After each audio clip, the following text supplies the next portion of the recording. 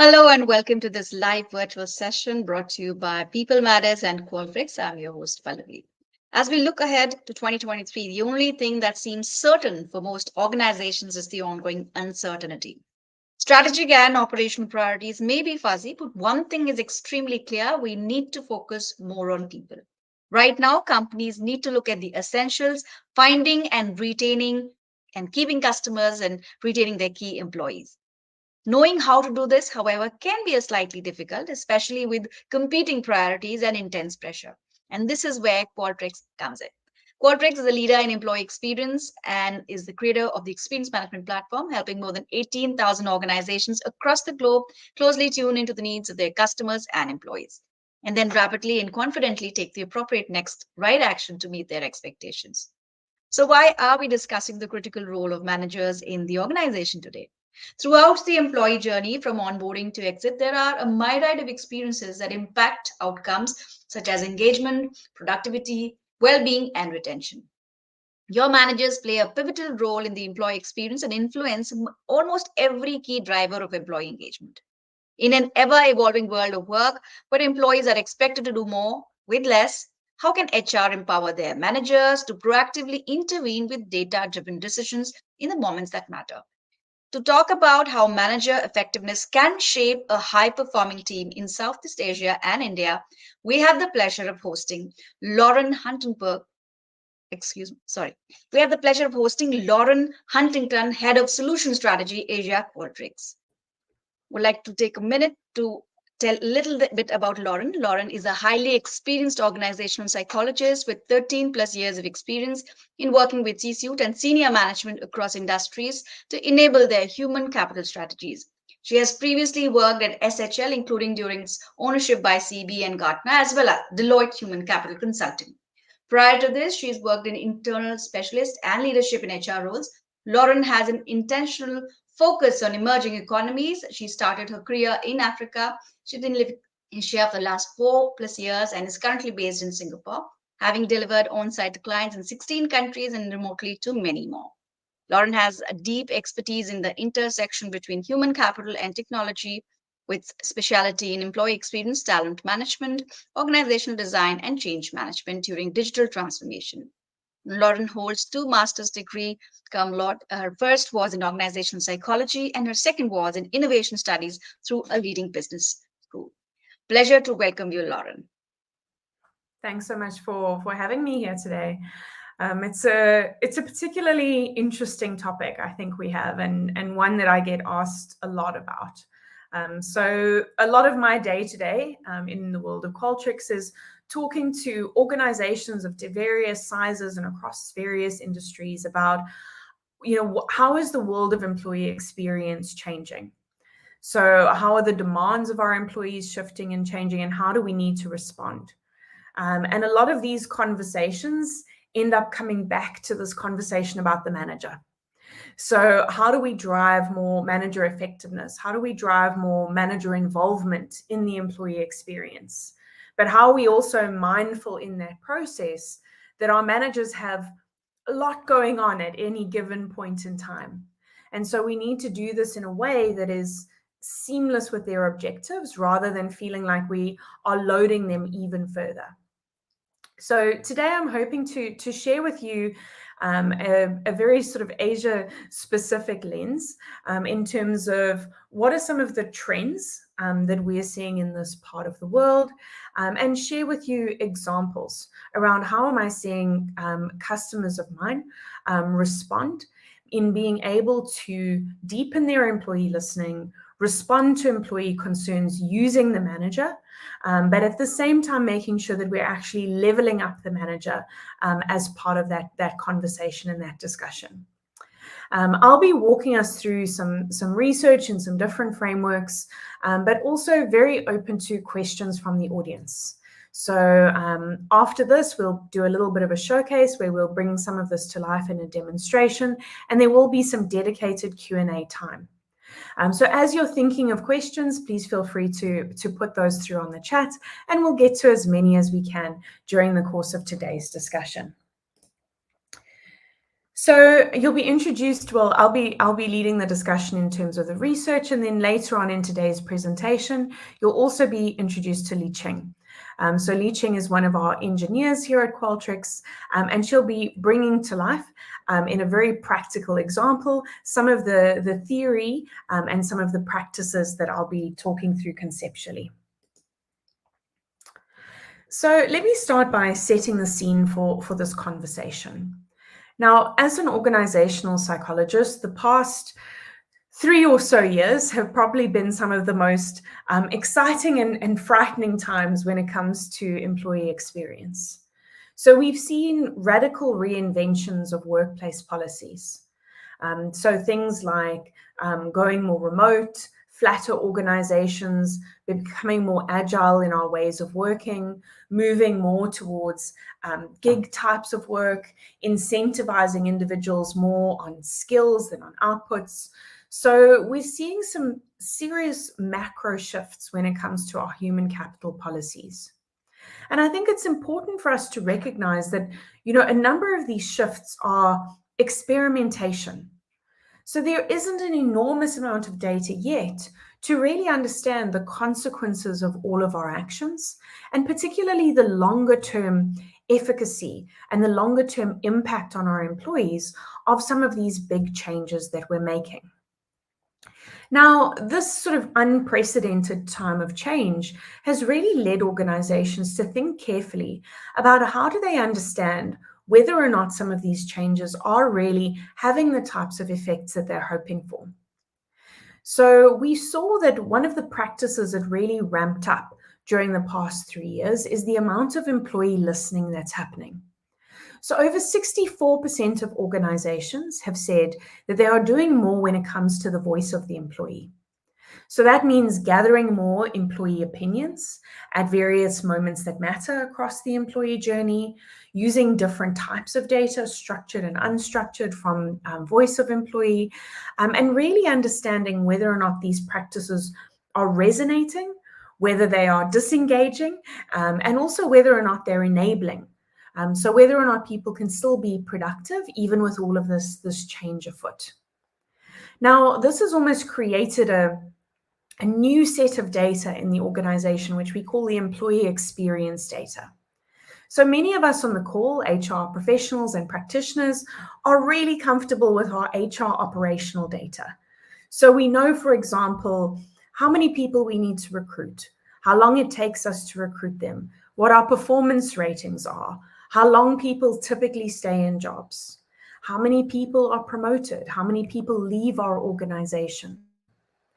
But the missing factor has really been, what are those various experiences and drivers that lead to a particular piece of operational data? So if we are having people leave our organization, for example, what are some of those key factors from the employee perspective that is driving that? Now, a lot of this data has historically sat very heavily with the HR community, but more and more we're seeing that data is democratized, where we're allowing managers to have a look at how their employee experience is shifting and changing.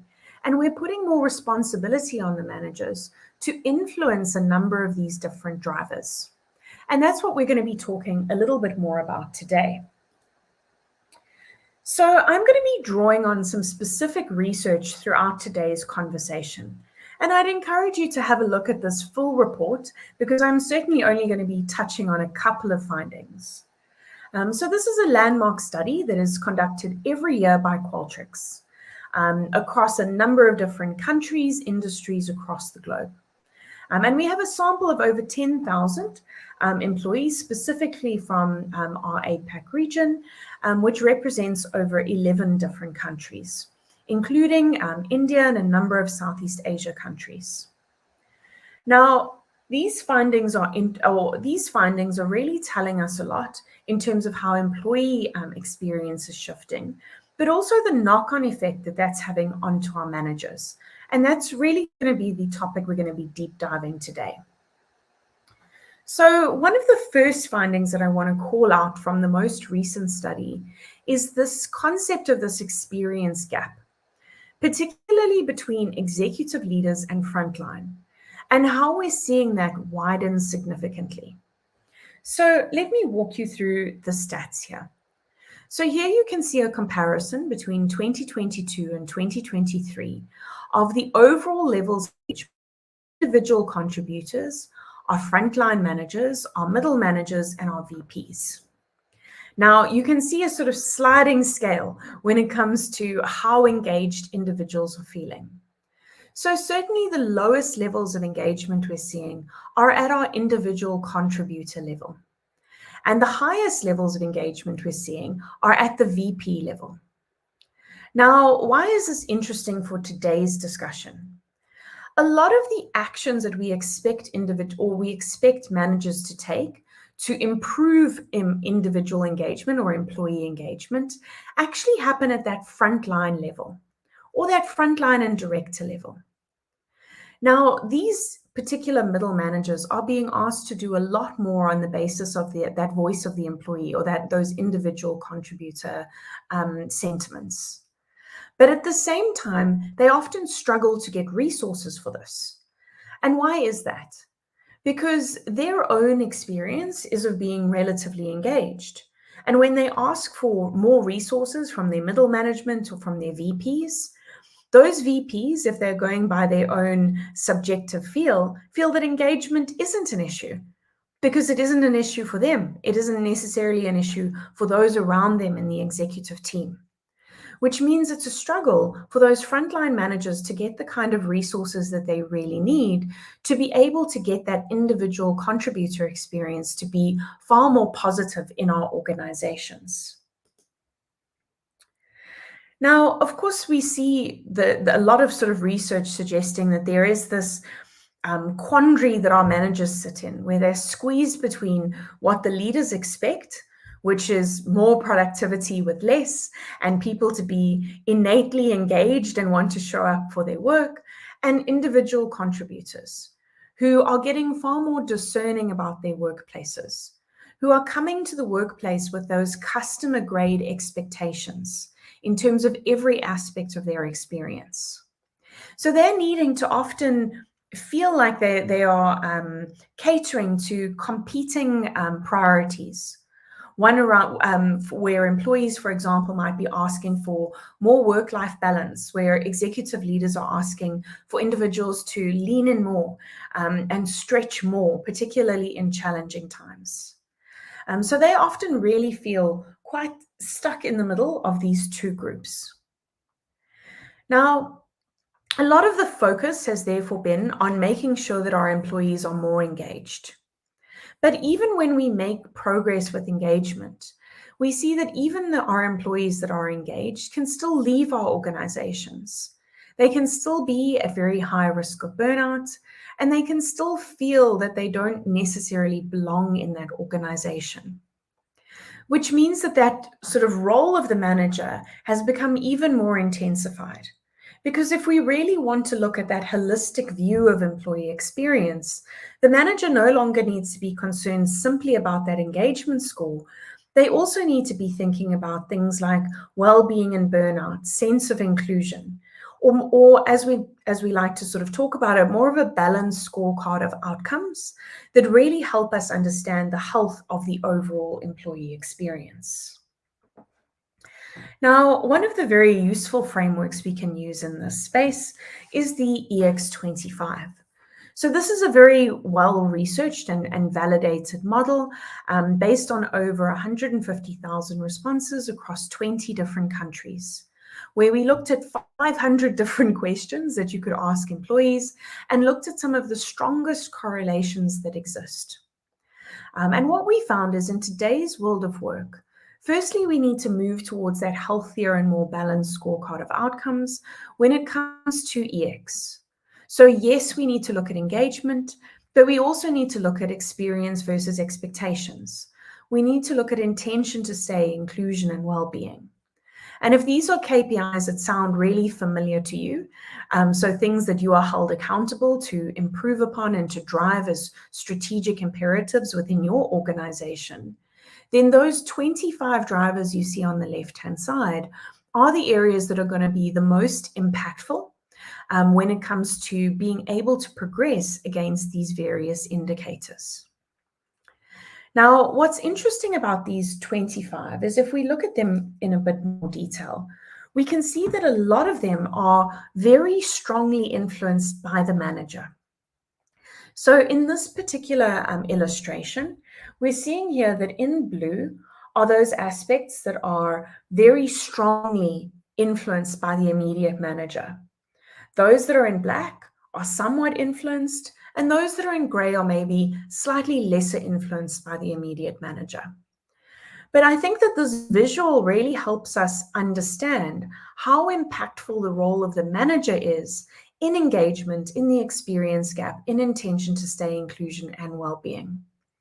So our managers on a day-to-day basis have a huge amount of influence around how people feel that communication is managed within their organization, whether they feel that they are treated with respect, whether from a performance and accountability perspective, they're really clear in terms of what's expected of them in their role, and how that contributes to the overall organizational performance.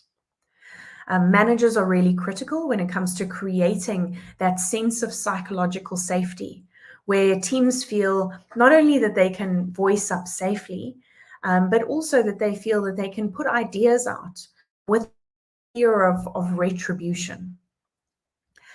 We also see that the manager has got a lot of influence when it comes to whether or not people feel empowered in their role. So whether or not they feel that they can make decisions that would support their customers, for example, or make the best decisions within their own roles without needing to go through various layers of bureaucracy. Managers also influence a lot on collaborative behaviors. So whether or not we work very much in silos, so the types of managers that would say, we don't share resources with other teams, or we need to just focus on these 3 objectives, or as long as we meet our KPIs, we don't need to think about the upstream and the downstream. That sense of collaboration is often very much driven by the manager themselves. So there are a number of factors that are really strongly influenced by manager capability. And then there are some over which they have some influence, but of course there are some constraints and influence as well by the overall organization. So those would be things like how change is managed, how growth and development is managed, and a particular area that has been strongly called out of late has been around work processes. So making sure that work processes can be more efficient, that we can reduce some of those frictions that employees experience on a day-to-day basis, so they can really be freed up to do that value-adding work within our organizations. So really the critical takeaway from today's reflection on the EX25 is just how important that role of the manager really is. Now, as an organization, we might want to start thinking about, well, then how do we know how effective our managers are in supporting against these various areas? So while our employee listening strategy might serve a primary purpose when it comes to surfacing up the voice of the employee, understanding employee priorities, and then being able to take action on the basis of that, it can also serve a secondary purpose to really understand how effective our managers are in being able to craft more inclusive employee practices where our employees can truly thrive.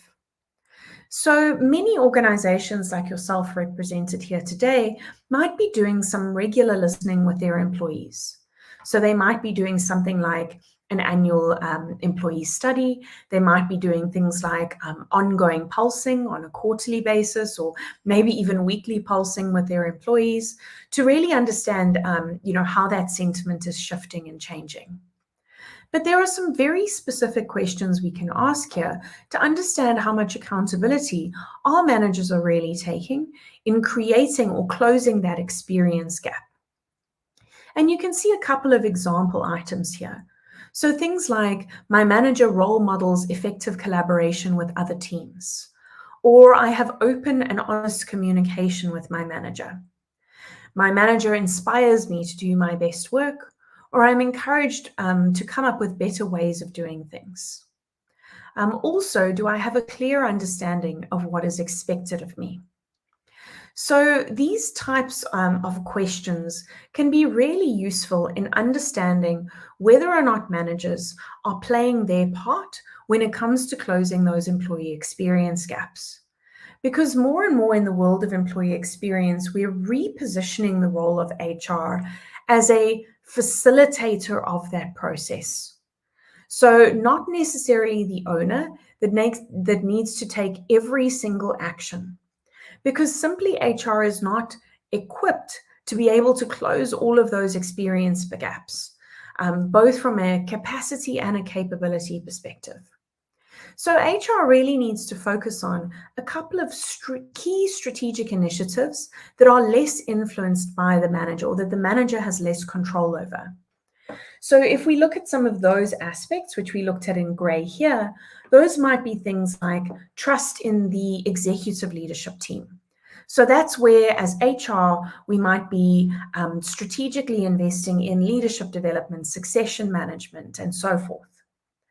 That might be initiatives around corporate social responsibility. So we know that that's become, elevated and top of mind for our employees. So that's certainly something where HR can lean around. Pay and benefits. Often those policies are very driven by HR. So there's some big policy changes that might happen and might take more time to influence. So a lot of these sort of bigger and more strategic and longer term actions may still sit in the hands of HR. But a number of these day-to-day actions to close experience gaps really come down to the manager.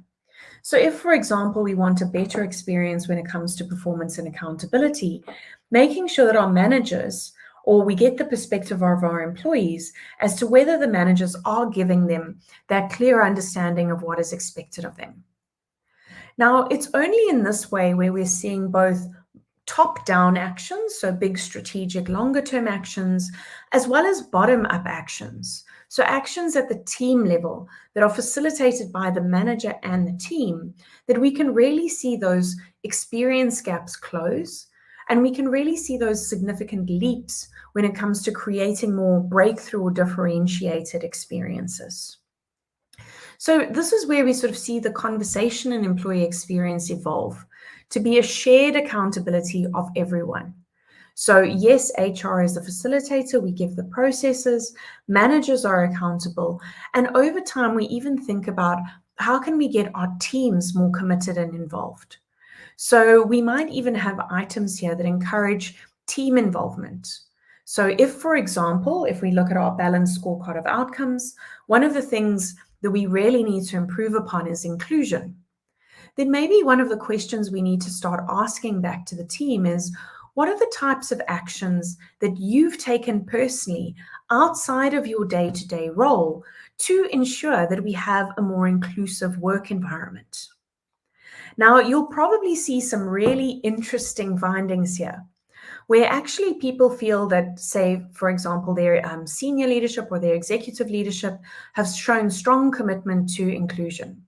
They feel that the practices have room for improvement but are relatively fair, but actually very few people might have taken actions themselves to create for that more inclusive team.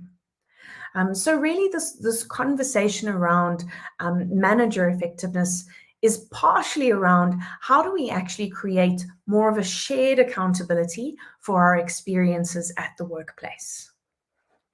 And the reason that I keep talking about this shared accountability is we also don't want this to become a whip or a punishment tool for our managers.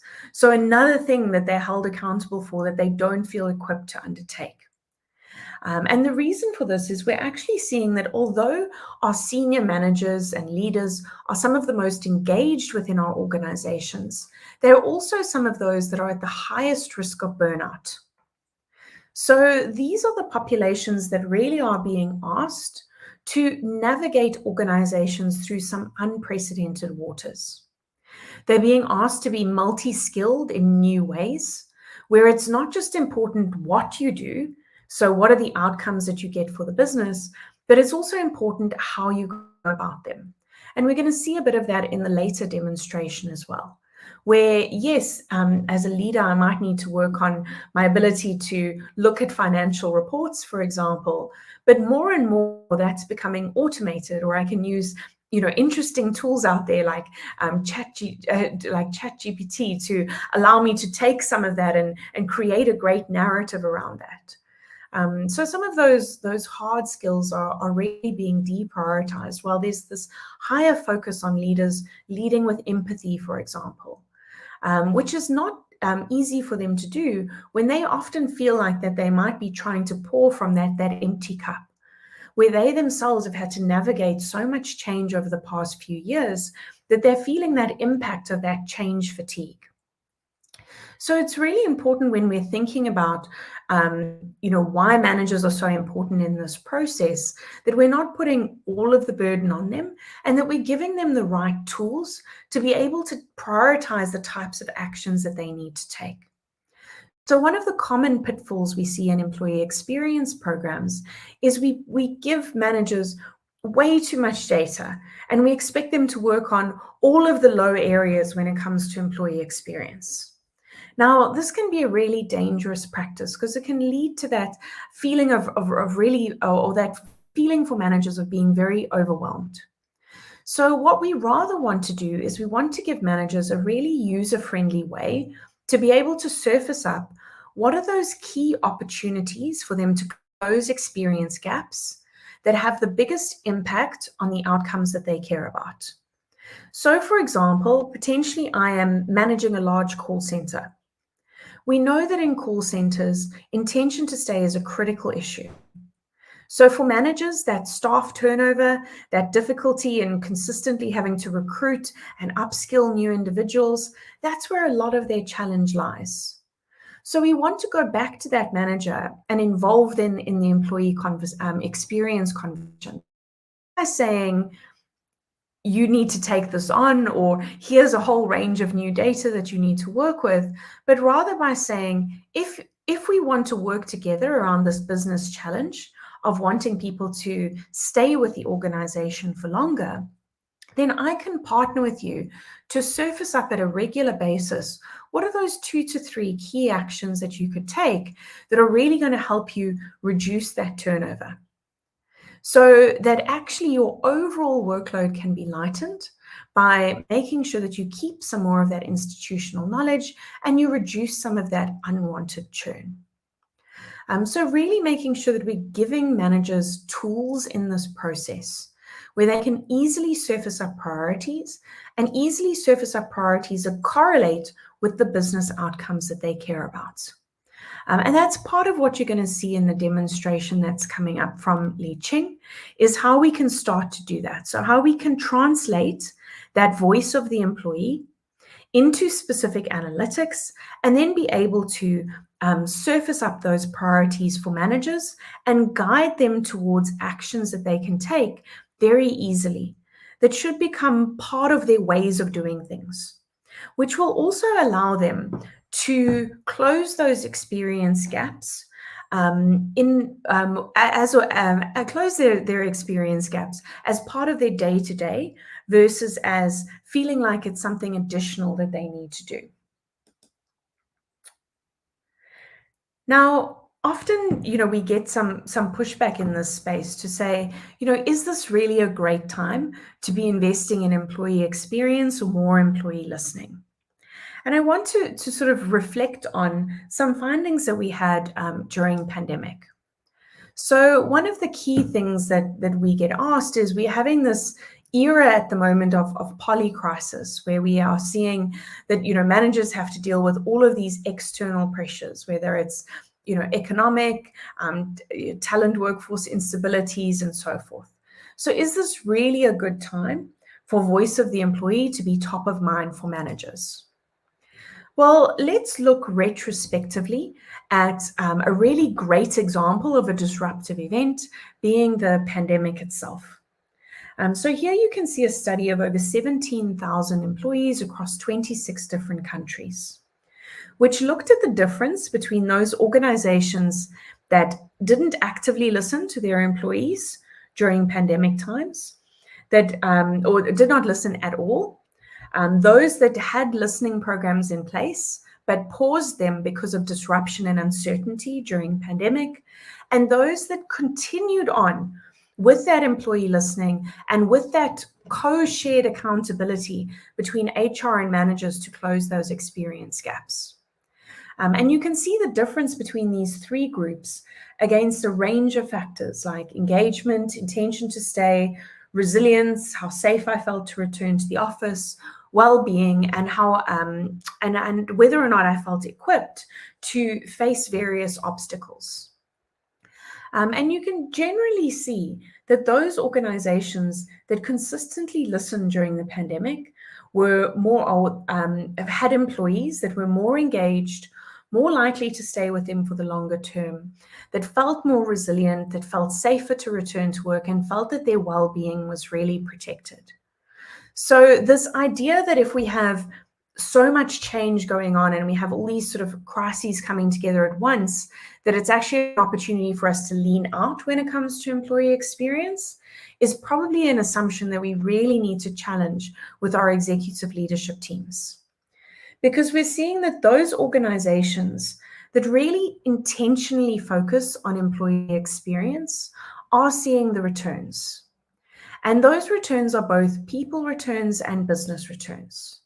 So from a people perspective, we're seeing that intentional focus on employee experience really helps us to be able to improve retention, attract talent, drive engagement, increase productivity, as well as work on other factors like being able to promote well-being and being able to have that talent-first culture. But more importantly than this, we're also seeing that not only does it drive people outcomes, but it also drives better business outcomes. So those organizations that have created that sense of shared accountability between executives, managers, HR, and employee around employee experience are also more likely to meet their customer experience goals. They're more likely to meet their organizational innovation goals and their organizational reputation goals. So where can you start today when it comes to your employee listening program? So first we need to think at a high level around some key tenets of designing our program, and then we'll be giving you some really hands-on examples of how you can get your managers more involved in that process. So the first thing is we need to shift this idea that employee experience equals employee engagement. So we know that engagement is one critical outcome of employee experience across an entire balanced scorecard that we need to drive. So we need to start thinking far more holistically about that scorecard and that set of drivers. And then we also need to be thinking about the various touch points at which we need to gather the voice of employee to better understand how our health against this balanced scorecard.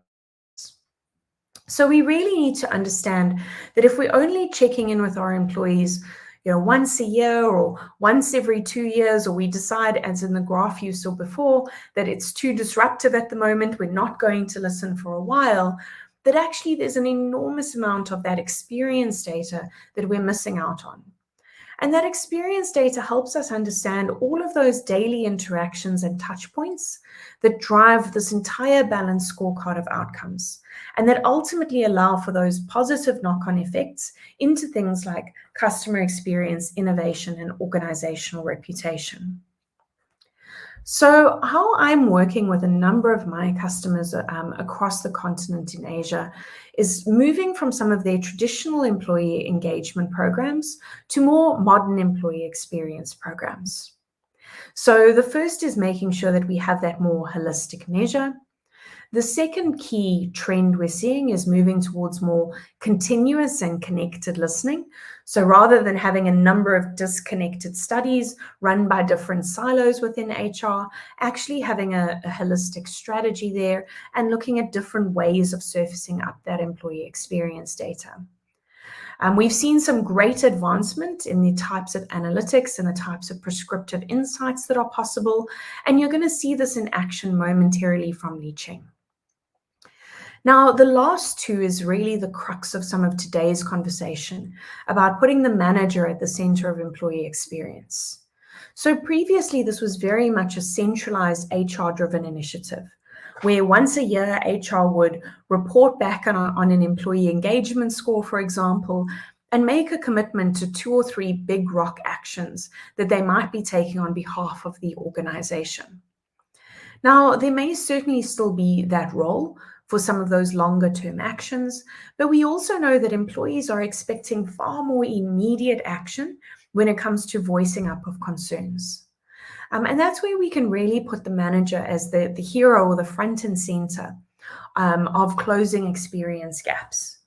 And you're going to see some really practical examples in just a moment of how we can support the manager in making sure that when those employees voice up, they don't feel like there's a lack of action, but they actually feel like there's a system of action at all levels, where the manager can gain inputs around how we can close gaps at the team level, but also the manager themselves has got good opportunities for self-reflection, where they can understand how effective they are when it comes to creating a really inclusive and enabling work environment.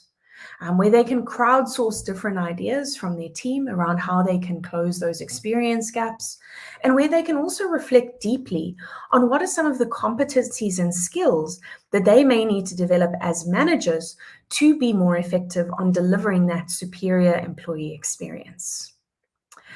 So I'm going to take a pause here for a moment and start to look through some of the great questions that have come through while we hand over to Li Ching, who's going to talk us or is going to give us a live demonstration of some of the concepts that I've shared so far. Thanks a lot, Lauren, for those interesting insights and those numbers, especially. And we can see people have already started, asking questions. But we'll take up all the audience questions at the end in our Q&A segment. It's time now to introduce our second speaker for the day, Li Ching Yu, Principal Solutions Engineer, Employee Experience, Qualtrics. Li Ching Yu is a Principal Solutions Engineer at Qualtrics with over 6 years of experience at the company. Throughout her career, she's worked with a diverse range of organizations in both the private and public sector, successfully building small to large scale employee listening solutions, providing leaders with insights to make data driven decisions. With a passion for innovation and a dedication to improving the employee experience, Li Ching's background in implementation has equipped her with the expertise to provide customers with the best possible outcomes. Very happy and excited to welcome Li Ching. Great to have you on board with us. Let's now listen to what Li Ching has to say about the how aspect of it. For helping our clients find the right employee listening solution to meet their unique needs. With over 6 years of experience at Qualtrics, I've had the privilege to work with a diverse range of organizations from private to public sector, helping them successfully implement small to large scale employee listening solutions. These solutions provide leaders with insights to make data-driven decisions that move the needle on employee engagement, reduce attrition, and more. Today, I have been asked to show you how Qualtrics can help managers stay on top of the ever-evolving world of work and get their team through times of disruption. Now, before I jump into the demonstration, I'd like you to meet Sarah Evans. Now, Sarah is a manager working in the health industry. At work, she manages a team of 10 employees, and at home, she is a mom of 2. Although she is a busy working mom, she loves what she does and is very driven in leading a high-performing team. Now, with what's happening in the world, Sarah is feeling the growing pressure from top-down decisions that she needs to implement and the shifting employee expectations at the base to ensure, her team's well-being and engagement. She is feeling the pressure from every direction. Like a wrap in a sandwich press, she is getting cooked. Now, by gathering feedback, we know how her team is thinking and feeling, and Qualtrics can support her in successfully navigating these challenges. So in this demonstration, I'll show you how we can help her get insights based on her team's unique results at the end of a pulse survey, enabling her to transform these insights into action, and finally helping her take action in a supported way. Let's take a look at how we can support Sarah on these first 2 points. As the most recent pulse survey closes and the results are released, Sarah logs into the new Manager Assist portal, where she's directed to an intuitive homepage with simple navigation, where she can discover insights from her team, ideate together with her team on what actions can be taken, and finally turning those ideas into action, all in one place. So let's jump in and take a look at her latest Pulse result, where she can see what her team has said.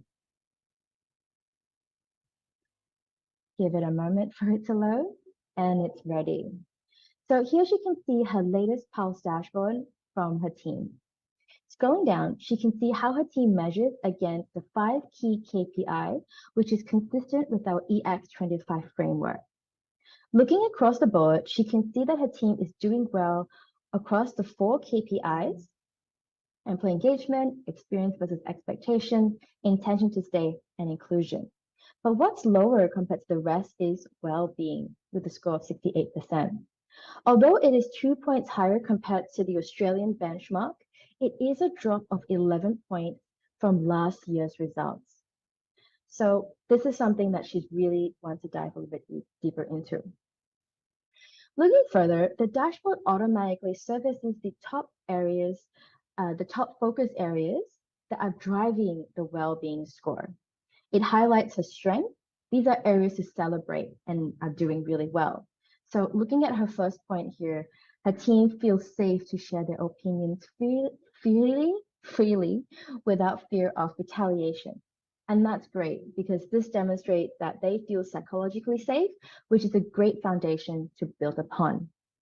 Now, the biggest opportunity for improvement for her team is around work processes, and this has been highlighted here. Interestingly, these work processes is actually consistent with one of our key trends identified in the 2023 key trends report, where work enablement is negatively impacting well-being and burnt out.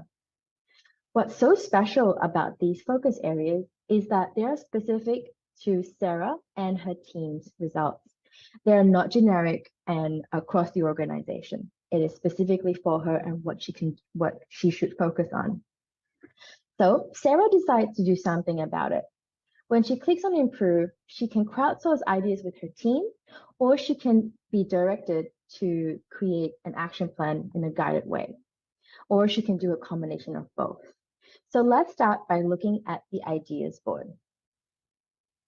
Now here, Sarah can brainstorm ideas with her team by sharing this virtual board with them. Each team member can see the different focus areas, which includes different suggestions. Here they can anonymously share any idea they have for improvement, or later as well, upvote on any of the ideas that they like best. Once this is done, Sarah can create an action plan in just one click, maybe two, that has the full support and buy-in of her team. And let's take a look at the action plan. This helps foster a culture of feedback. Now, in this action plan, we can see all her team's suggestions here, as well as the best practice recommendations. As part of her plan is to enhance work processes across the team, Sarah decides to further develop her own capabilities as a manager to support the team with project and task management, especially to help identify any blind spots she may have. So let's say she'll want to gather advice and feedback from them through the leadership capabilities. So she selects this action plan, and on guided action, it's a simple task tracker where she can update the status, due date, and collaborate with any other managers within the organization. Now, by doing so, it allows HR and her managers track how she's going, allowing them to giving them the confidence that she is taking the action seriously, and gives them visibility, allowing them to support her in these actions more proactively. Lastly, on this dashboard, before we leave, we can include reasons why the focus areas is important, and easily be able to embed any links to additional resources like modules within your LMS, maybe a course in LinkedIn Learning, or the Employee Assistance Program to help with well-being. Now, naturally, Sarah will want to go in and complete her 360 capability assessment. Before we jump into that, We know that growth and development are critical aspects of an employee value proposition in the new world of work. In times of disruption, organizations often focus on the most immediate challenges. While this is understandable, this year's research provides an important reminder that employee growth and development are an investment, not a cost for organizations. So let's see how we can develop your managers and leaders within your organization by taking a look at the 360 platform. So once Sarah opts into the assessment, she's brought to this 360 portal where she can manage each part of the 360 program in a really self-sufficient and self-driven manner. When it comes to the 360 review process, there are three main tasks that she can do. She can nominate her evaluators to provide her with feedback. She can complete the evaluation and finally review the report when it's ready. Now, each of these tasks and their conditions can be configured based on your desired workflow. There are many options to choose from, and not everything has to be displayed. For example, you can add additional approval process for managers to approve the nominations and review the reports before it's released to Sarah or other employees going through this assessment. This is a simple process for Sarah to nominate different people to work with to provide her feedback in a candid manner. She can nominate direct report managers and peers to share what they think. Now, this self-driven approach is really great for helping HR and admin users save huge amounts of time and effort in managing this project because Sarah can do everything herself, all on the platform. Now let's go back to the portal and say she's already completed the evaluation. So let's get straight to viewing her personalized report. Now, today I'm showing you a really simplified version of this report. However, I do want you to know that these reports are fully configurable to include your organization's unique capabilities, content, logos, and branding. So let's take a look at Sarah's report. So we can see this front cover here, and looking down, we can see how Sarah has rated her own capability across a number of items linked to work processes, compared to how others have scored her. We can see that Sarah has two recognized areas of strength where she scored herself highly, namely her ability to continually improve how work gets done and leveraging technology to work more efficiently. On the other hand, in line with what we saw in the Pulse survey, Sarah has a blind spot when it comes to the capability of helping removing barriers to accomplishing work. In other words, Sarah has rated herself a lot higher compared to how her evaluators rated her. So let's dive a little bit deeper into that and see what specific suggestions have been given to her around how she can do better. In this verbatim feedback, one suggestion she got around work processes is identify and eliminating any unnecessary steps or procedures that are causing delays or inefficiency. Another suggests that she can establish standardized process for team members to have a better understanding of their roles and responsibility. So really rich context and feedback that she can see here directly from her evaluators. Now, fast forward through to the end of the report, we can also include personalized development tips showing different suggested areas of suggested actions based on her results. For example, based on her score around work processes, which is 3.43, we can provide suggested actions that she can work on. So like being an advocate for change, eliminating busy work, and using data to improve. So if there are any relevant resources in your organizations, like modules in your LMS, or again, LinkedIn Learning or any other guides, we can include a direct link in the report, assuming they're viewing this digitally.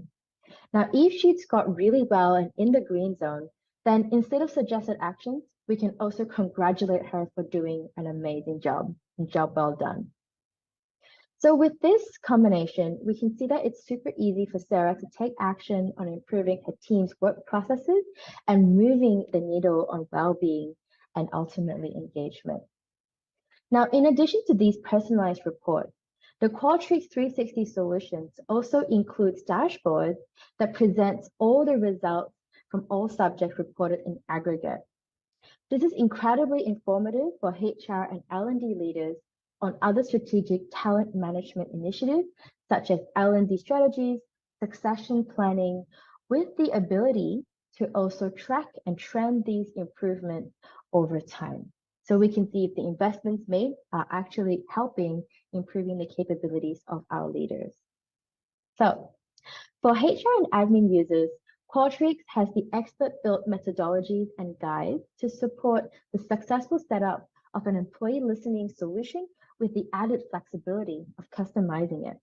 For Sarah, Qualtrics is a simple one-stop shop for everything a manager like her needs to understand how her team is thinking and empowering her to address these gaps in her team's experience as well as her own development.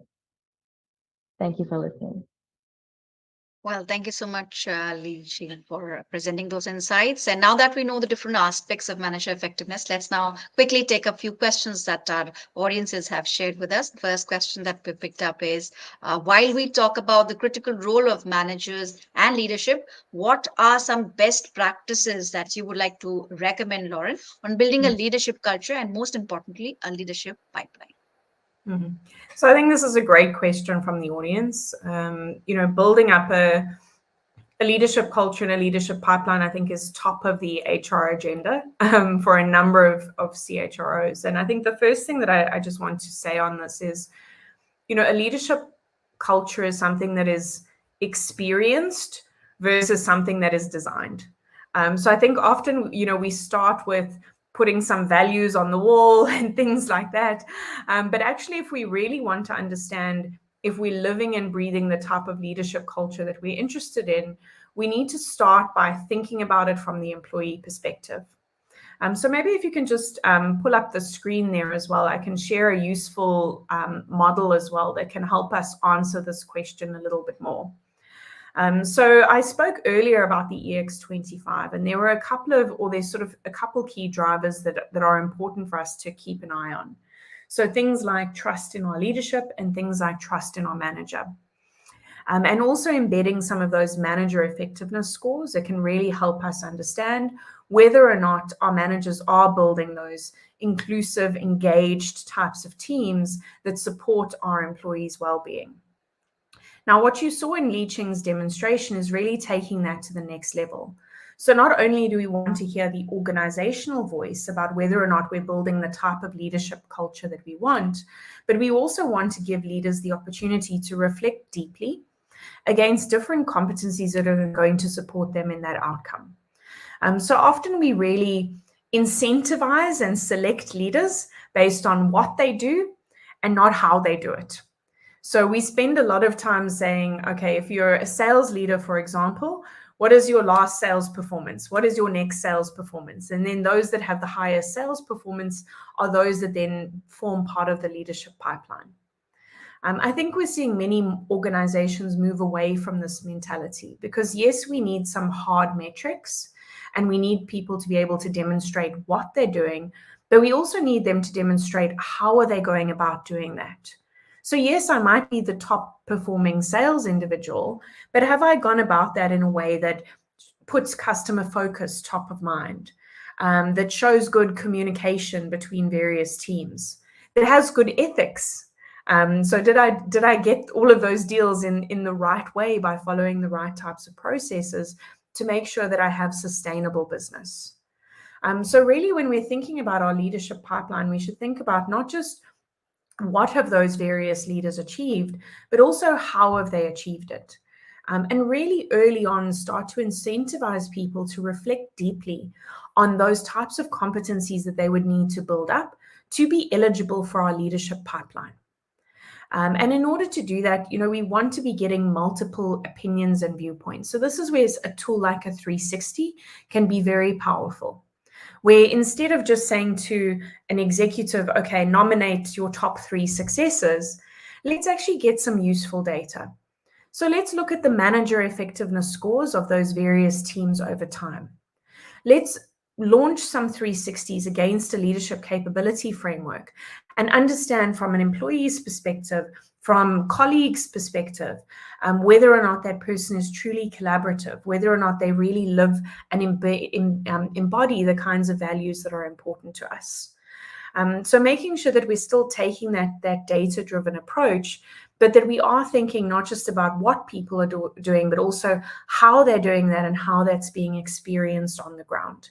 That can be a really powerful way to create a leadership pipeline that's going to be equipped for the future and is going to be able to flex for all of the changing demands that are coming over time. Sure. I think we do not have much time left, so we'll take a few more questions. The next question reads, when it comes to developing a regular feedback cycle, what are your recommendations and also ensuring that some transparent conversations between managers and employees happen? How can companies bridge the communication gap, especially when employees are, remotely working or hybrid? Sure. So when it comes to having those regular conversations at the team level, I think the first thing is, it will take some time to build up that culture of trust and that culture of feedback. So first we need to create that sense of psychological safety where employees really feel that they can voice up safely. Then that allows managers to give time and attention to that employee experience data. And in order to create that psychological safety, what we might do in the beginning is we might include some protection of the anonymity of the types of feedback that employees have provided.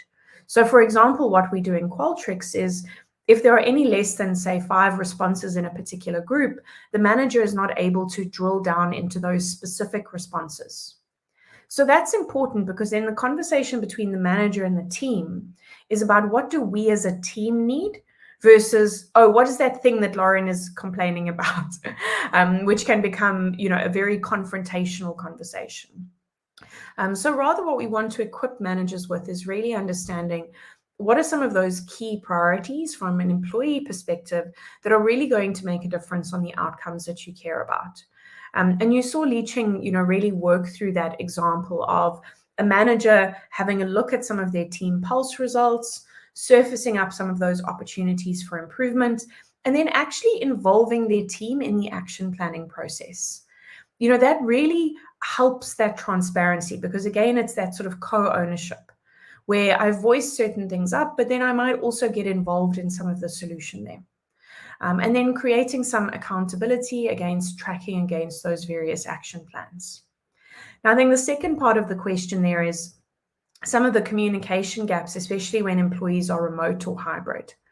Well, certainly this actually even emphasizes the need for some of this more structured and regular employee listening. So in the past, managers used to say, oh, I don't need these kinds of tools because I can just walk around and talk to my employees and get a sense of how people are feeling. And I know how my employees are feeling. But actually, when you have a lot of people working remotely, when you have large teams, when you have global teams, when you have teams from different generations, actually some of those perception gaps can get bigger and bigger. So the manager's gut feel is no longer a good source of information about whether or not that employee experience is hitting the mark. So importantly, we need to equip managers with the kinds of systems and tools that you've just seen so that they can see what's important to employees, but then also allow them, as they get more sophisticated, to be able to slice and dice that data. So to be able to look at the different needs, for example, of those that are working remotely versus those that are working hybrid versus those that are working in person.